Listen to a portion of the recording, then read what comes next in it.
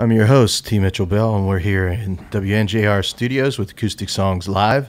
I have Mr. Tom Breiding here going to play some songs for us off of his new CD, River, Rails, or Road. Hey, Tom, how you doing, man? Good, Mitch. It's good to be here. Glad to have you back. This is Tom's third time on the show, which is like the record. You're like, you've been on 3 times, and I was saying that your last visit is like one of the highest views on our YouTube channel. People are really checking it out. You just keep having me on because I like to be here. I like having you here. We must be doing something right? So Tom has a new, like I was saying, DVD and CD out, and it's really very nice looking package. You just gave me a copy of it. Normally, Tom, I ask folks to just like play a song right off of the top. Yeah. And what do you want to do for us? Oh, wow. Well, should we do something a little older, Mitch? Well, let me play a song from the new record. Let's do that. Okay. And this, because, for your audience members that don't know my background, I'm from Wheeling, West Virginia originally. And so I've got this little tune I'll share with you. Growing up in my hometown of Wheeling, biggest thing that would happen in my hometown was when Johnny Cash would come to town and play at the Jamboree USA. All right.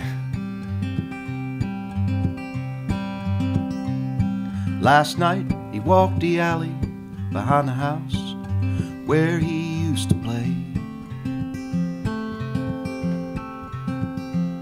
He stopped by the old garage where his daddy kept their new Chevrolet. And he walked a broken sidewalk to the store.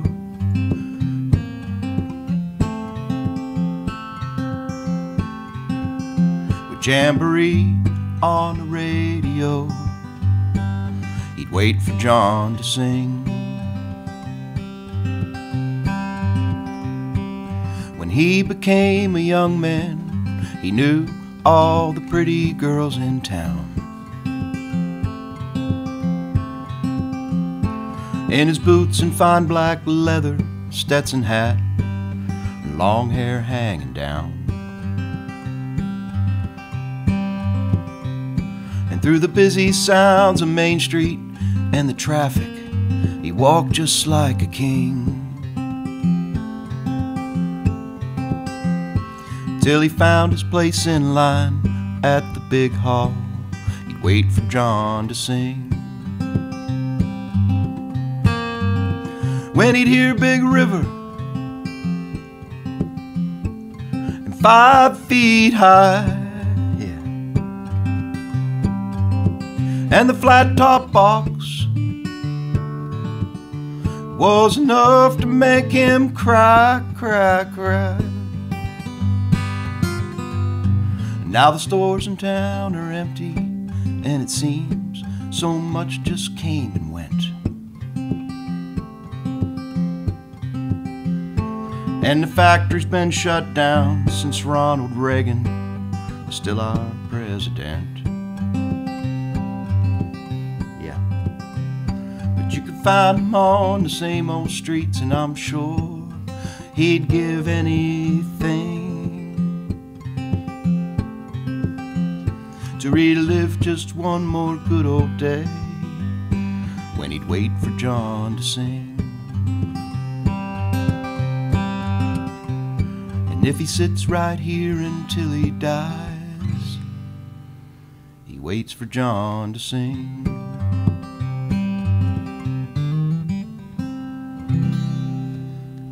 Awesome. Thank you. Yeah, man. I think I missed a couple lines in that first verse, I think, but it's still early, musicians' hours at noon, right? I don't know. I wouldn't know. Anyway, Tom, you were saying about growing up in Wheeling. The background, maybe folks will go there with a little background. You grew up in Wheeling, and then you were a teacher for a number of years, I taught for 18 years. I taught language arts. In I taught at the middle school level at St. Thomas More Elementary for 12 of those years, and then 6 of those years I was at Our Lady of Sacred Heart High School up in Coraopolis. Oh, okay. Thomas More, that's down here in the South Hills, right? In the South Hills, yeah. Okay. And but you had a songwriting performing career before you were a teacher. Is that correct? Actually, they coincided, and they both started relatively the same time. Shortly after I got married, I had been teaching for about 2 years. I was offered a staff writer position at Tom Collins Music in Nashville on Music Row. Tom was the largest independent publisher on Music Row at the time.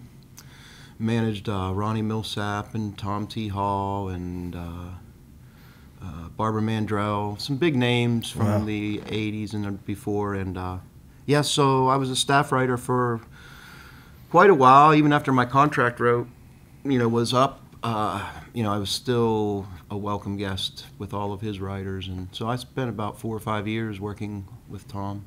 Wow.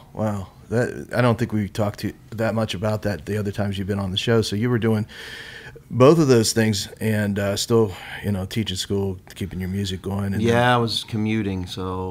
And the school was really helpful. They knew what a great opportunity it was, and and I think that was a credit to their teaching staff that they had a musician staff writer from a major Nashville publishing company on staff. So they worked with me as much as they could for personal days, and of course all the holidays I went down to Nashville. In summers I would spend a great portion of my summers down there. Yeah, cool. I just give people a little background of where you started out and then retired, and then now you're working. Retired? Did you? Yeah. Well, from teaching, I guess. Right. Yeah. I mean, and then moved to you also then got involved with, I know, the Center for Coalfield Justice. You were on the board there, and then also moved. That's been very recent. So when I left my teaching position, it was to pursue music full time. Mm-hmm. This was at the time I was recording a record called The Unbroken Circle, Songs of the West Virginia Coalfields, and I saw a great opportunity to turn that into a career in and of itself, my music career. And then that record and that period of time just opened so many doors and led to so many things, including my membership on the board of Center for Coalfield Justice, among many things. It really changed my life, that record did. So that was around 2007, somewhere in that time period. Mm-hmm. Okay. Yeah. And I know you did a couple of records before that. Also, Let's Roll, right? And Time to Roll. Time to, yeah. Yep. Okay. So then you're involved in the Appalachian Institute. You were hired, am I correct then? Yeah. That's at Wheeling Jesuit University. Yeah. So you take students down to the coal fields of Appalachia. Is that understanding? Yep, that's exactly what I do. Okay, mm-hmm. So you're kind of back into teaching. It's a teaching history. Yeah, but it's certainly a much more informal type of, they're learning. Most of the trips are primarily service-oriented, helping the impoverished, helping the good people of West Virginia who are going through some hard times. And that's like with soup kitchens and churches and charity organizations, nonprofits. So the learning, but we really, at the Appalachian Institute at Wheeling Jesuit, we really want to instill a learning component to that. So yeah, there's a lot of things that I share with students during our travels over the course of about 5 or 6 days.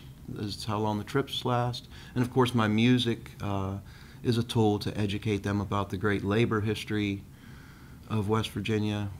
And so it's much more, it's much less structured than a classroom setting. It's much more suited for my lifestyle, I guess. That's cool. And you're very involved with the mine workers, and we'll talk about that and how. Yeah, that's an really important part of my work and my life right now, actually. So yeah. So if in case you just joined us, you're listening to Acoustic Songs live from WNJR studios in Washington, Pennsylvania. We broadcast at 91.7 FM and stream live at WNJR.org. And you can go to acousticsongs.com after the show and see a video of Tom's performance, sign up for our podcast on iTunes, and you can download and subscribe to that. Subscribe to us on our YouTube channel, acousticSongs.com on YouTube. Tom, you want to do another tune? Yeah, sure. Okay. Well, since we're talking about coal, I guess. Yeah. Why don't I do a song from the Unbroken Circle? I think I'd like to share that. What are you going to play for us? I think what I'd like to play is a song. As I said, that record documented a lot of the great labor history of West Virginia. And I think, I'd like to remind people just how difficult things were in a relatively short period of time ago in America, just 100 years ago or less. And it really wasn't uncommon for children, 9, 10, 11, you've got your boys here today. There was a good possibility if we lived here in this area 100 years ago, they may be getting up and going to the coal mines every day. Working the breakers, right? Yeah, exactly. So you're familiar with my songs. So. Yeah, well, I've seen the photographs of these young kids just, breaking up, throwing stuff around. Like, man, what a... So, so this is a song about a 9-year-old coal miner.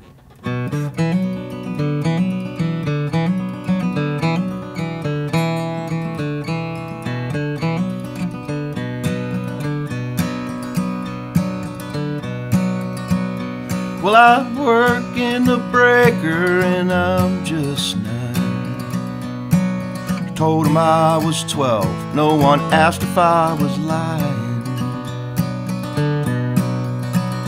Picking rock till my nails worn down to the quick. I get 65 cents for a 10-hour shift. Sitting in the screen room digging for slate. It's hot when it's summer and it's cold when it ain't. Now I look down from the mountain down to the tracks. Coal train crawls like a snake long and black. 2 tall spires through the low-hanging clouds. It's all I can see, my dirty coal town.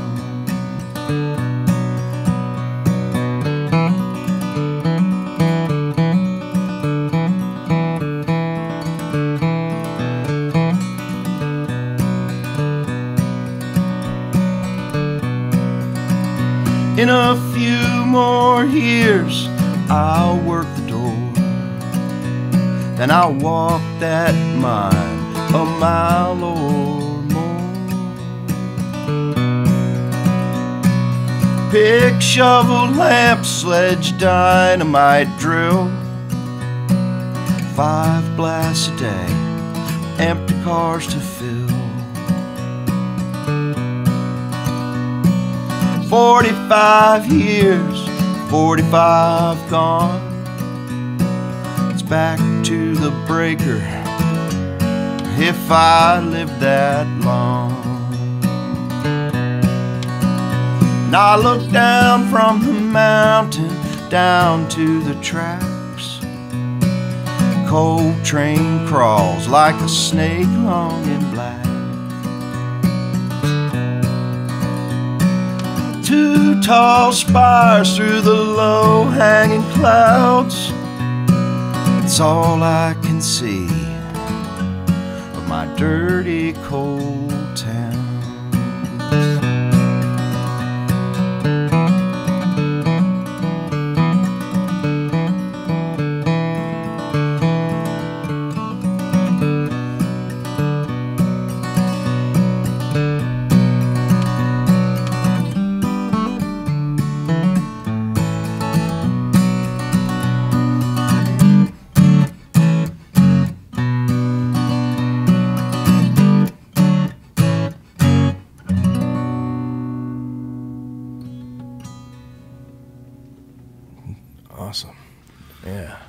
Thank you. I love that song. It's such a, your songs are narratives. A lot of them telling stories about things, and being an English teacher, that's probably helped that whole thing to write these songs that are actually small, contained little stories of things. So, quick funny story. I'm glad you mentioned that. Was when I got my deal with Tom Collins, the appointment was set up by a representative named Clay Bradley at BMI. And I met with Tom, and I called Clay back, and I said, Clay, I think I got a deal. And he said, what are you talking about? And I said, well, Tom mentioned giving me a weekly pay. And he said, man, get over here. So I go over to BMI and to meet with Clay, and I saw Clay. And Clay said, I called Collins, and I asked him, I said, man, what did you have for breakfast this morning? You signed this guy on the spot. And the first thing Tom Collins said to Clay was, well, man, he has an English degree. So, in all those years that I had tried to reconcile my educational process with what I really wanted to do with music, it struck me, the great irony just hit me right on the spot, that it was my education that really lent itself to part of my music success. That's cool. And I'm sure, you were also playing music and everything back then too when you were going through. Since I was 15, Mitch. Oh yeah. Playing in all hours bars and down in the northern panhandle of West Virginia. While you were going to college and high school. High school. Yep. Oh, so on the weekends, yeah. You Tin Pan Alley and the M&K Lounge and Lou's Voodoo are probably places that you might know of. I remember. Oh yeah. Yeah. We played at a place called the Brandywine in McMecken, West Virginia, every Friday and Saturday night from 10 till 2. When I was 15, 16 years old, every Friday and Saturday. We had a chaperone. The drummer's mother was like our chaperone. She was the manager of the band, so that's how we were able to get in underage, and we just went and played music for all the people who drink all night. And well, we would drive from here down to there, because it was 18. Yeah, and my parents thought I was getting an education in the classroom.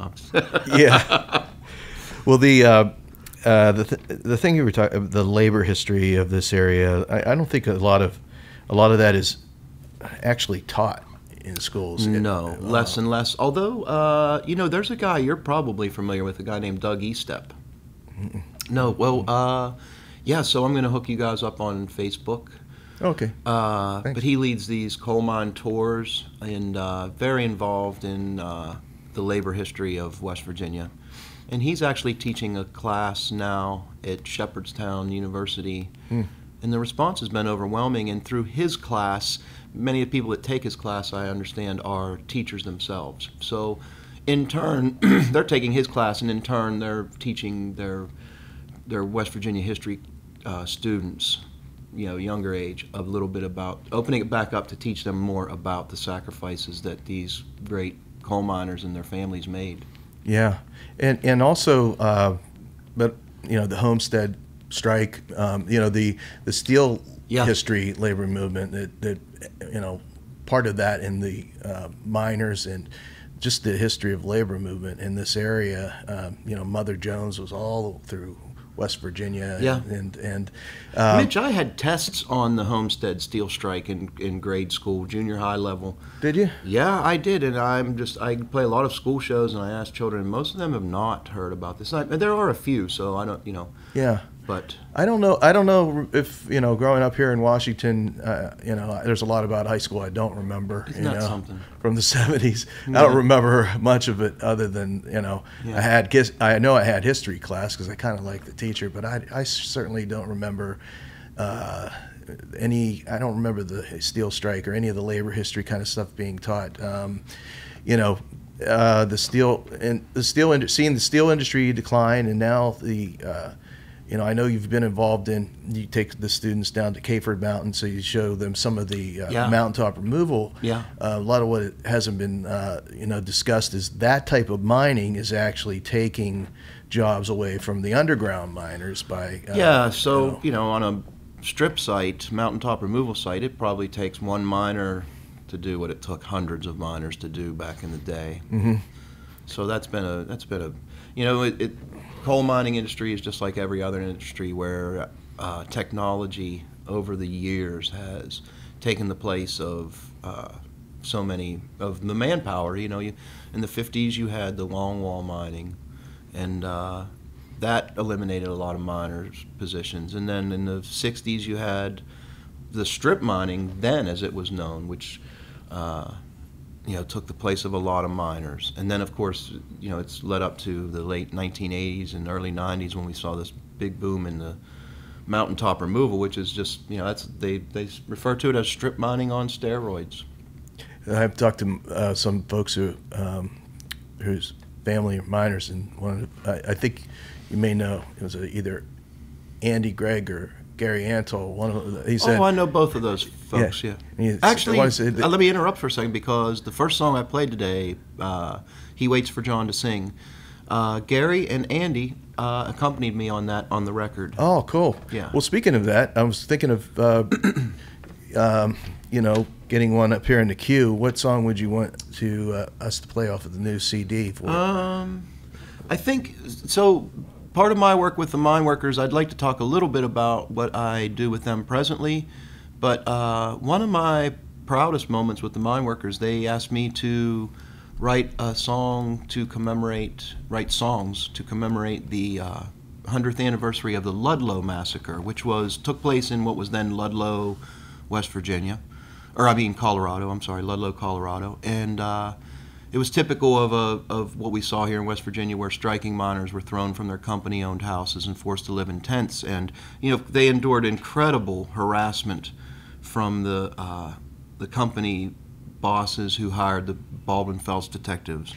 And this event was particularly tragic because one night the harassment wasn't swaying them. Then they stuck together on the strike, and so the guards actually set fire to the camp. And there were 11 women and children who sought refuge in a fruit cellar. And one of the guards promptly threw a kerosene-laced torch down into the fruit cellar, and all 11 of them perished in that cellar. So the opening track is, it was actually a poem that was written by the vice president of the mine workers in 1917, and I put it to music.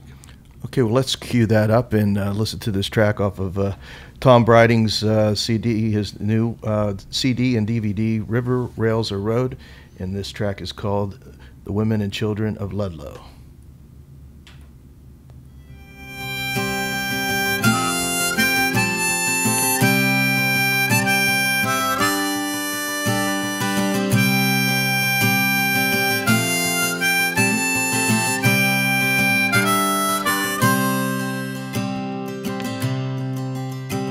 Your conscience quits you, that's how you reply.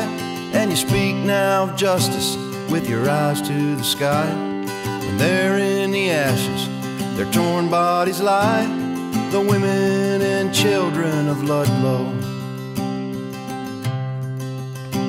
Go look at their faces, their blood-matted hair, their char-blackened bodies, all swollen and bare. And the babes on their bosoms, your fiends murdered there, the women and children of Ludlow. Your conscience quits you, but what of the dead? What of the murdered? They ask you for bread. And they begged you for freedom, but you gave them lead, the women and children of Ludlow.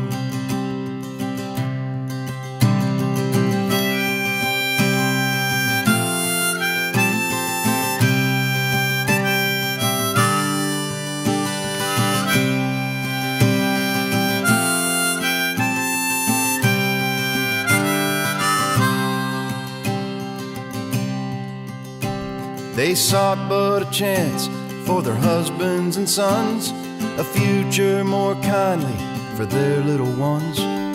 Your conscience acquits you, yet you're slaughtered with guns, the women and children of Ludlow. Your conscience acquits you, go look where they died, go look where they perished, they pleaded and cried. The mothers, the children, the babes crucified, the women and children of Ludlow. And then tell the God you profess to adore. Then tell the master your hands red with gore. Your conscience acquits you, though you slaughtered the poor, the women and children of Ludlow.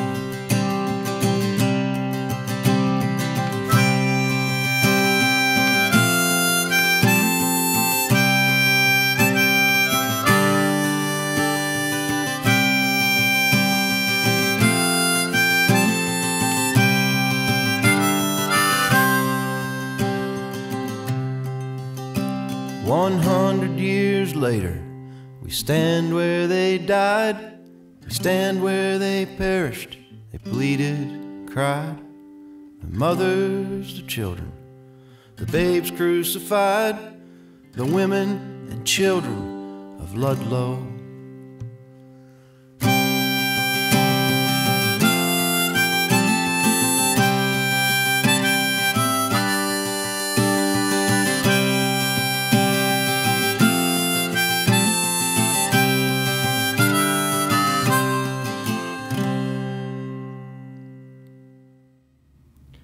That's the first track off of Tom Breiding's River Rails or Road, about the Ludlow Mine Massacre that happened.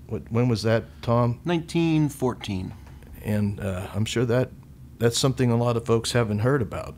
I know I didn't until later on in life, you know. Or the Haymarket strike, or any and we were talking about the Homestead strike. These are things that folks don't know about labor history. And we were talking a little bit beforehand while the song was playing about your involvement with the United Mine Workers. And why don't you tell us a little bit about that and how you got involved, and what Patriot Coal and some of these other places are trying to do? Well, it goes back to the unbroken circle as far as how I got involved with the mine workers. I kept them abreast of my plans to release this record, and it led to a couple shows.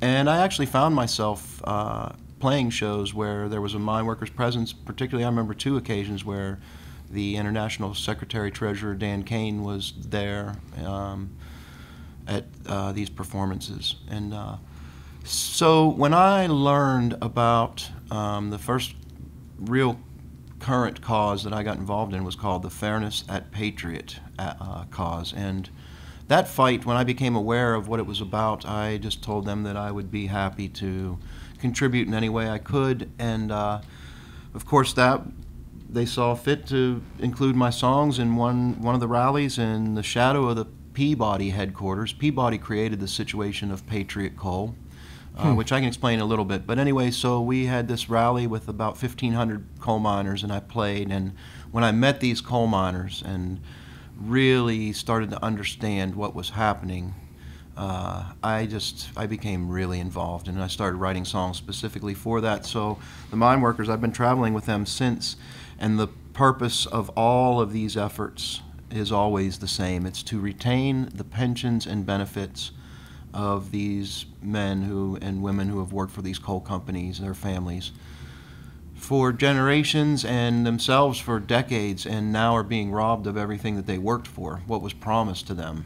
Their health care benefits, which are particularly necessary for people who work in an industry like that is so brutal and detrimental to your health to begin with, and their pensions, of course. And it's happening across the country. These companies are filing bankruptcy, and everybody gets paid, Mitch. Their creditors get paid, Wall Street gets paid, the banks get paid, their CEOs still make their multi-million-dollar bonuses. And the people that come up on the short end are the workers upon whose backs their companies were built. So it's really a great injustice. I have done some digging into some of that, and I know that Weird and Steel, that was another thing. They did the same kind of thing with them. Yeah. That they went in I think that they bought the company, and somebody took it got it out of bankruptcy, bought it, and then ended up selling it off to someone else in India. And they it's basically been like one of those things where they're like scavenger capitalists, where they buy stuff really cheap and then just take everything that they can out of the company and then try to sell it at a larger profit. And well, these companies that are in question now, these coal companies, Peabody, Alpha, Patriot, Jim Walters, they are all still operating. And, you know, to turn their backs. And the sad thing is that the court systems allow this to take place. As I said, everybody else gets paid in this deal, in the bankruptcy deal. But the courts uphold these bankruptcy laws, which themselves are just, they're flawed. And the people that pay the price, the people that get nothing in return, are the coal miners. And, you know, there's another component with that too, is, you know, the other sector of money that gets shut down is the money for the reclamation to clean up their mess in the communities. So yeah, it's really crazy, you know. Yeah, well, there's a bunch of Sega mine disaster. Guy that bought Wilbur Ross, some you know, investor that they started then cutting back on safety, spending money on safety and working longer hours, and same thing with you know, Blankenship and what happened with them. Absolutely. Same, you know, cut back on. Yeah, and a lot of these problems originate with the fact that Donald Blankenship himself was instrumental in diminishing the size and the role of the United Mine Workers in the West Virginia coal mining industry. The mine workers today they're very vocal and still pretty strong. I still feel it's the greatest union in the world, and it has the greatest history. And, you know, we've had some successes. When I say we, one of my greatest honors was this year I was inducted as a lifetime honorary member of the United Mine Workers. Wow. Yeah, that's something I don't take lightly. It's and I think there's a responsibility that comes with that. So that's one of the reasons I continue to fight for these people that have been robbed. It's just corporate crime is what it is. It is. Well, in case you just joined us, you're listening to Acoustic Songs Live. My guest in the studio today is Tom Breiding, and he's been playing some songs for us with his work with the coal miners and songs of West Virginia. And what would you like to do, Tom? Well, I'll play you one of the songs that I've been playing for a couple years now at these rallies. And, I really probably doesn't need an explanation if you listen to the song. So. Okay.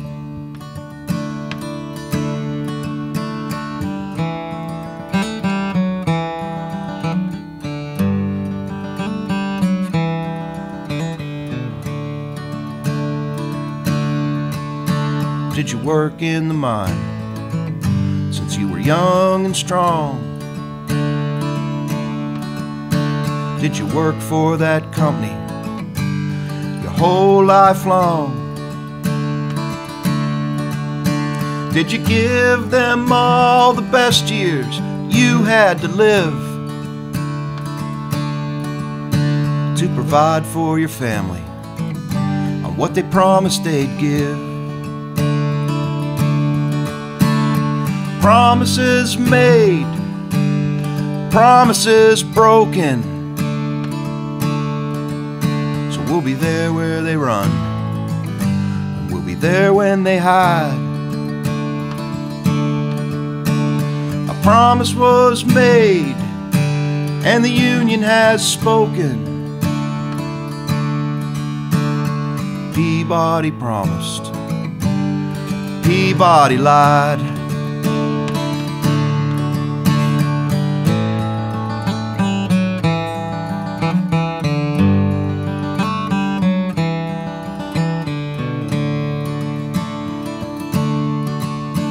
Are you asking for something that you haven't earned?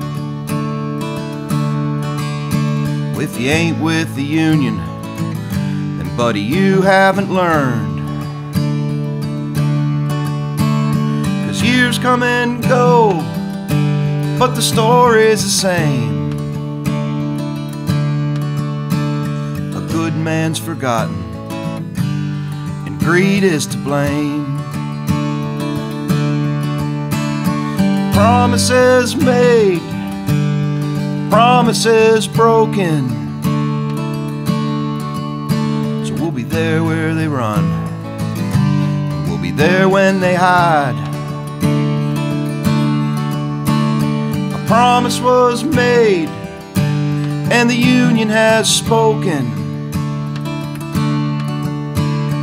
Peabody promised, Peabody lied.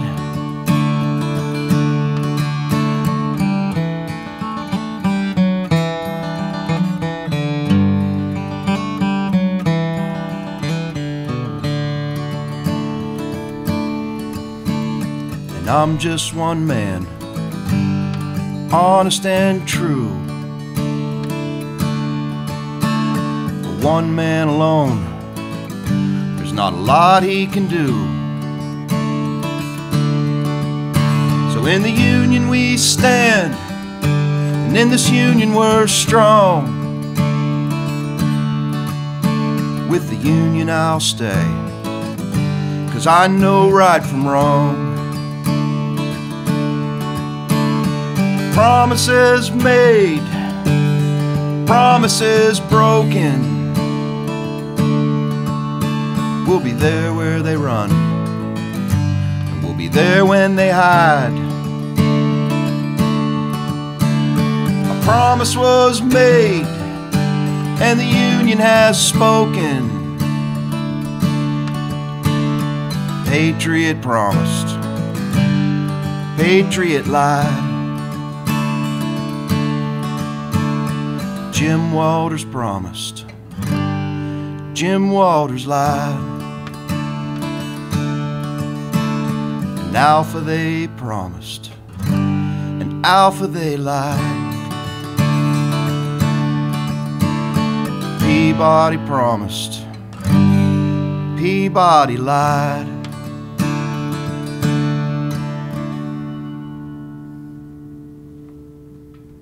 Man, I bet you that really gets some response when you play that at a show. Yes, it just got a response out of me, you know. So I just extended that ending just to include all of these responsible parties, you know.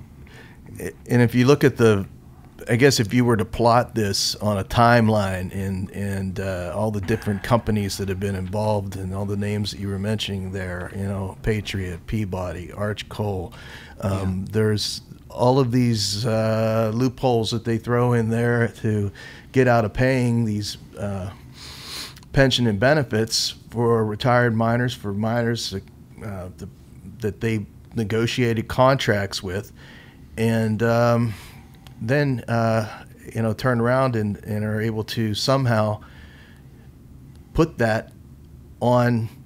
It ends up basically the taxpayers, really. It end up bailing absolutely it out. falls on the taxpayers. It'd be cheaper for the federal government right now to take care of these miners, as the federal government promised back in the 1940s when they were promised, you know, cradle to grave health care.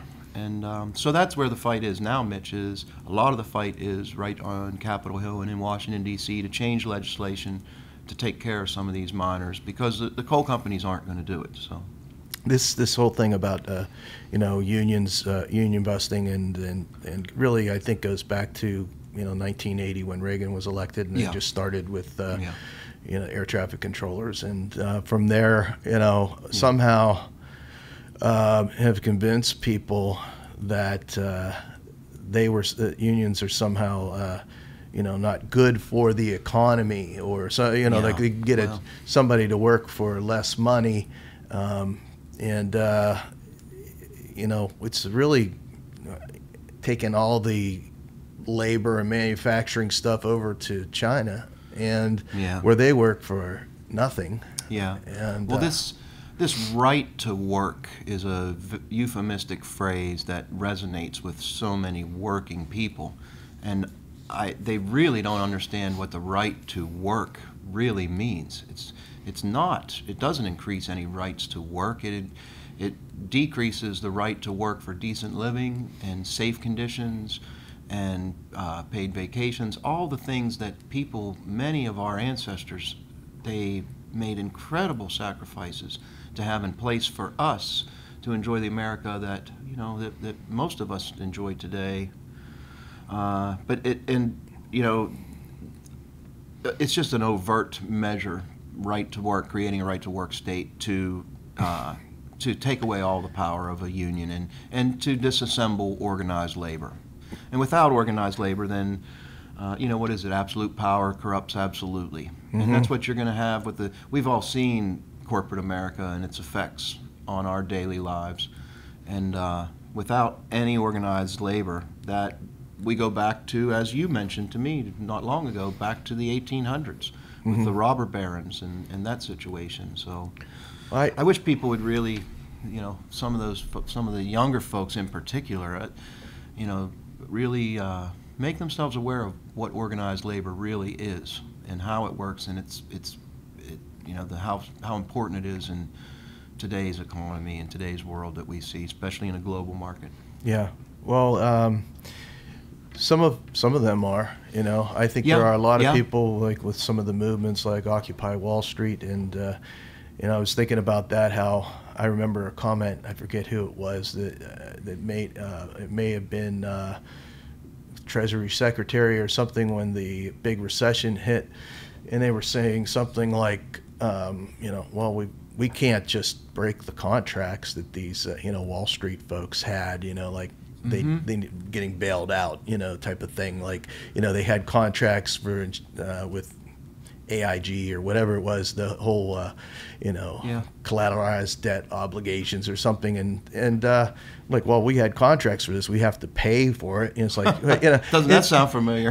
yeah, but it's one-sided. It's like in the corporate world, you can't break the contract, but they can break the contract with absolutely with middle-class folks who have worked hard, dedicated their lives to providing for their family, and then it turns around that the taxpayers, which actually is their family, generations after them, end up paying for it rather than the corporations that were formed.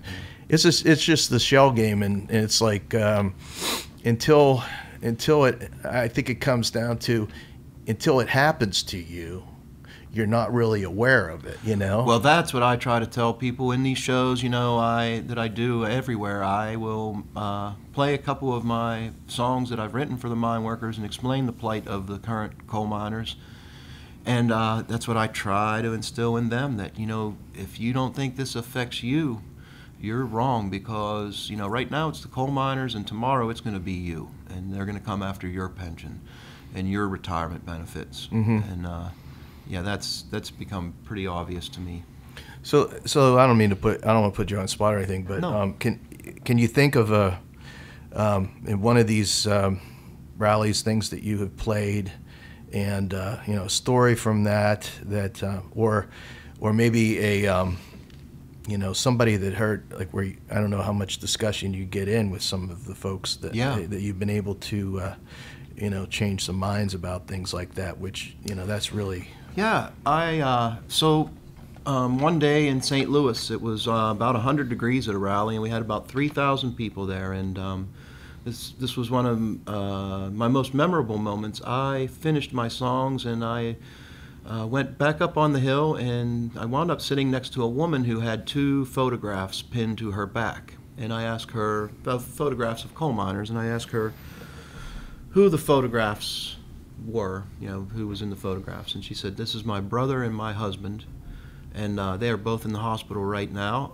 and they're concerned that they're not going to be able to pay their medical bills. They're retired from Peabody. They spent their whole lives working for Peabody, and they can't be here because both of them are hospitalized, so I'm here for them."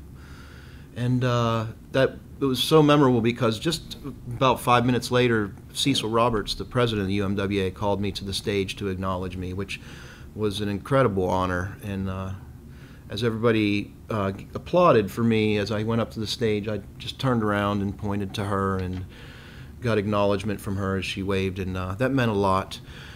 Mitch, you see miners that have ridden on these buses, some of them for up to 15 hours to get to these rallies, and a lot of them are carrying their oxygen tents. Many of them have canes, walk with canes, and oxygen tanks rather, and canes and wheelchairs. People that are in dire need, who've served these companies, and they're in dire need of their medical benefits. And then, you mentioned the safety issue earlier. I spoke to a old union coal miner, retired miner, and he said to me, he said, you know, my son's a coal miner, and he said, he's non-union. He said, but he's family, which I got a kick out of. And he said, you know, I tried to explain to him, he said, when I went into the mine, I had everything I needed. He said, anything that I needed, I had. All the safety equipment that was, you know, necessary, whatever. And he said, it was his grandson, I'm sorry. So he said, I tell my grandson that, you know, all you get when you go into the mine is a paycheck. He said, and one of these days you're going to go in there and that mine's going to blow. And just that, you know, we all know that idea, but when you just speak to somebody that, it was just so poignant to hear him say that, I guess. So Yeah. he has so many stories. I could go on and on, but Yeah. It's like we were saying about the, you know, the little things that they do to kind of get out of you know, union busting type of thing. And it seems like you know, nowadays that the unions don't have the power that they once did, and I don't know why that is, as far as well, sheer numbers is one. The enrollment of the labor movement has declined. So, or supporting one another, you know, like solidarity. Yeah. Did you see in the paper just a month ago the bricklayers union number 9 crossed the ATI steel workers picket line? I mean, what's it come to when you have, you know, union brothers crossing a picket line? It's crazy. Yeah, and it's all divide and conquer type of right. And propaganda, you know, like I guess just you see all those Friends of Coal stickers, you know, but what are those folks doing as far as the Patriot? Yeah, well, mind, I don't know if people even realize that the Friends of Coal all it is a public relations campaign. It's not an organization. The organization that runs the Friends of Coal is the West Virginia Coal Association, the conglomerate of coal companies, which I know the folks there. I know them very well because I take my students there. We try to give our students every objective point of view we can when we're doing the learning portions, and Terry Headley there at the public relations is, I actually consider him a friend. He's a decent man. He's a good guy and a good family man, and he's very gracious in having our students visit. Mm-hmm. But you know, he is Friends of Coal. I mean, that's what it is. It's a public relations campaign by the coal companies.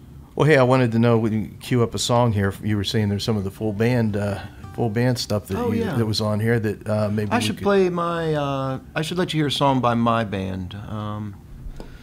Maybe we've been talking a lot about the coal mining thing, and you know, maybe we'll go back to my hometown thing and do the Conrail line, because that's that song I wrote about my hometown growing up in the day and age when we both did, when the day of industrial might, you know, and how most of that, most of that has disappeared. So maybe your listeners will like that. And my band, Chris, Jeff, and Pitt, they're a great band, so I'd like for people to hear it anyway. So. Okay, cool. I'll cue that up. This is the Conrail Line by Tom Breiding from his new CD, Rivers, Rails, and Road, and you can check him out at tombreiding.com. That's BREIDING.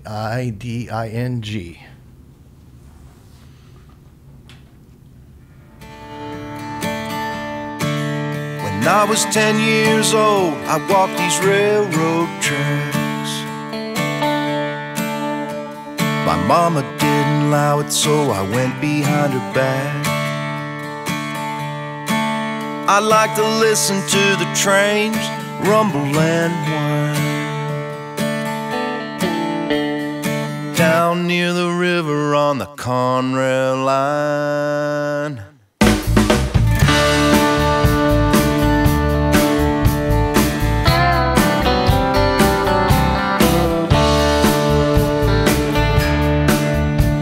My jeans hanging low with pockets full of lead. I found them in the armature scrap metal bed. Slingshot pellets aiming for the sky down near the river on the Conrail line.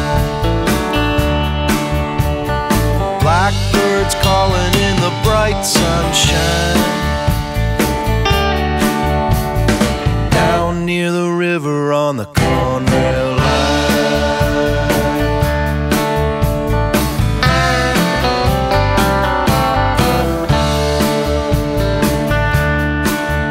Well, I grew up to be a man, hard and mean. I couldn't make a decent living with my rust-built dream. Sometimes I felt as if I lost my soul, like it climbed in a boxcar moving real slow. And then it rolled away, left my body behind, down near the river on the Conrail line. Down near the river on the Conrail line.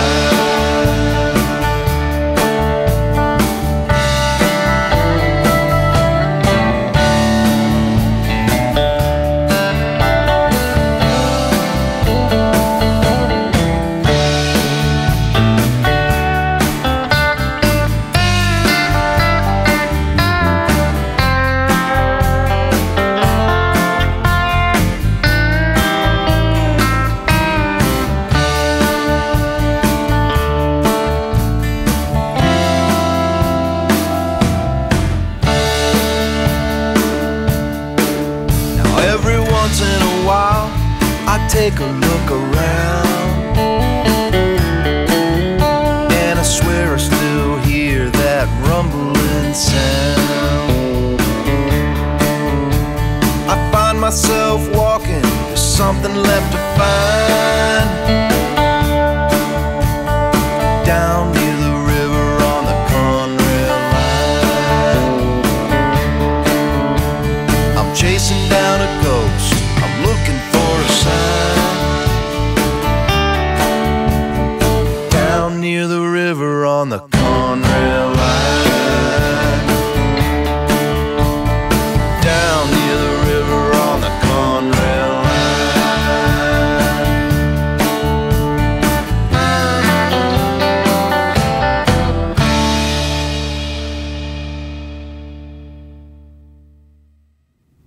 That was Tom Breiding from his new CD, Rivers, Rails, or Road.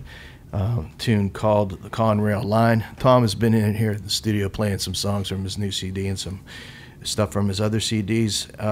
Tom, thanks so much for being in here. I really enjoyed talking with you. You know, it's I love being here, so thanks. Yeah, and time just flies when you and I sit down and start chatting. You want to play something for us and let people know where you're going to be? I've got a couple school shows in January, which are basically private events, but they're events that I'm proud to take, my message to young folks. I have a residency every Saturday afternoon, almost every Saturday that I'm available. I'm at the Leaf and Bean in the Strip, which is on 22nd and Penn. Yeah. It's noon to 3, Songwriter Saturday, and Jim Robinson has opened this place. I've been doing this for 10 years, and the place is absolutely the coolest place in the Strip. It might be the coolest place in all of Pittsburgh. It really is cool. I've been down there, and it really is a cool, coming down on Saturday, because everybody goes down to the Strip to shop on Saturday, and that place is just packed usually. It's great. And then big show on the 23rd with the band that I play in. I play guitar for Bill Toms. I'm a member of his band Hard Rain. Bill is a great artist that your listeners, I hope, would become familiar with. And so it's his birthday bash. His and Steve Binsberger, our keyboard player. And that band has made great strides. I've played for about 12 years with them, more than 10. And we have the Soulville Horn section that plays with us now, and we've got a big show at Moondogs.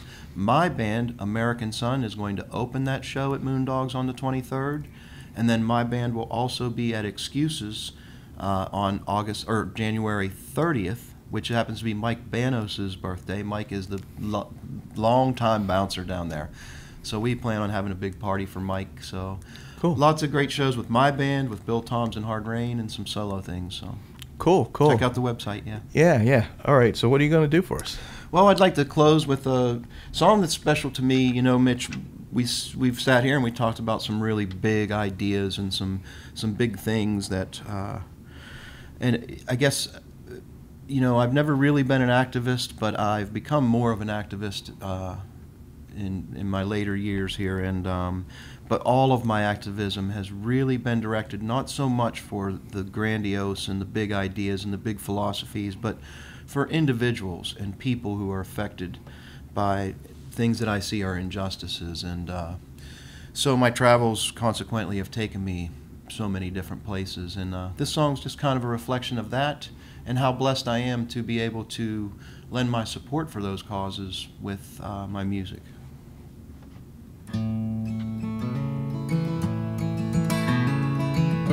I've knelt down to drink the water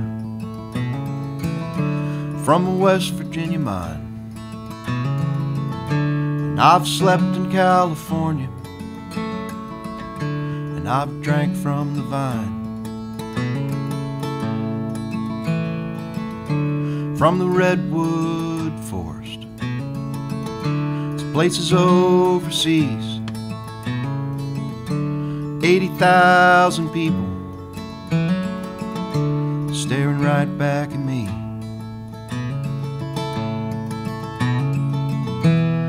And I hear the cries of men, and I answer to the King. And I've found the truth in both, with 6 silver strings. And I've climbed a canyon,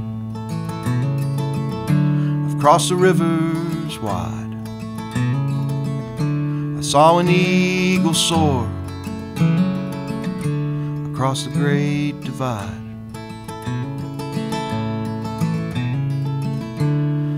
Up on a mountain, I heard a fearful sound. I looked into the faces of the men who brought her down. And shaken by the thunder, there's a tiny bird who sings. In that darkness I reflect with 6 silver strings.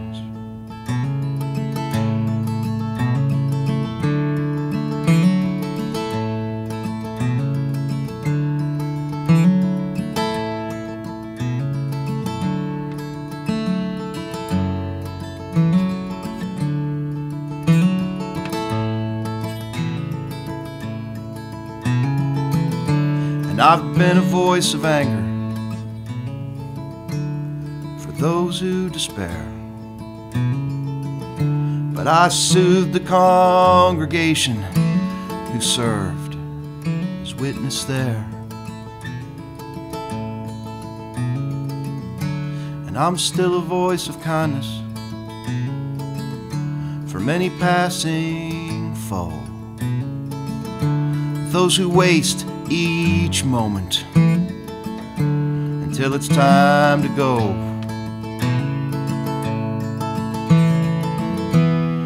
Of all the earthly treasures and the wonders that they bring, may we find a place in heaven with 6 silver strings.